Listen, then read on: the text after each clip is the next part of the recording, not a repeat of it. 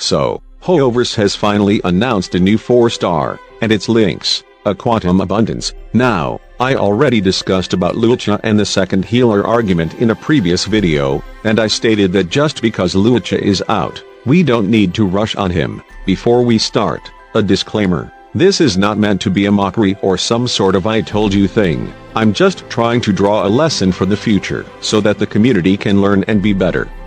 As a matter of fact, we now have a possibly easier healer to get, more free-to-play friendly, and in a banner with 2 interesting 5 stars, one of them being also a preservation. So, if it's confirmed that Lynx is with Fushan, and get very lucky, we may get double the supports in one go. If it's with Danheng, it's a support with a new DPS.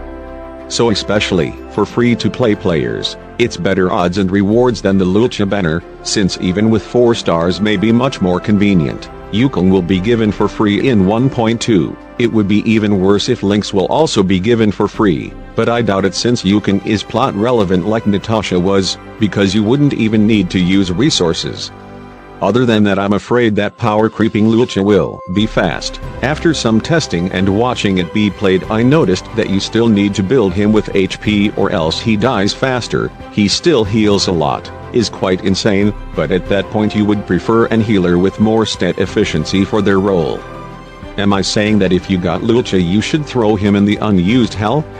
Of course not, he still is an insane character. He heals without using skill points and can function as an offensive support, since it also allows you to go skill points positive, and his ultimate can do very well at cleansing buff from the enemy, and with Danheng and Welt or Yukong, he may be a good addition to a mono imaginary team, so don't be desperate if you have him. The only issue comes if you wanted some of the next characters that are coming, or if you pulled him just for the meta and prefer Natasha and Lynx as characters, by design, gameplay or whatever reason, you'd feel like you prefer using them over Luocha if you don't want or can run a mono imaginary.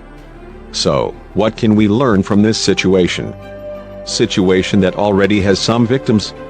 Though it has some winners, all I care about now is the victims. The lesson here is to not pull for the meta, almost never, or if there's no character you want in the near future. In that situation, if a character is a perfect support for your favorite or is very helpful in general, then you may try it, but your priority should be the characters you love, because this is all what gacha games with no PvP are about, and this is valid for both Star Rail and Genshin. I'm not against people that discuss optimal builds or strategies. They're part of the gameplay loop. You get characters to beat stages to give you resources to raise other characters or getting new ones and so on, but I suggest not to go too over the top with that, because at the end of the day this is a game, and we should have fun. Discussing the meta so much intoxicates the experience and the community as a whole, and very bad things may happen like harassment to players or voice actors that want to pull or dub a certain character considered not meta enough, and it's bad,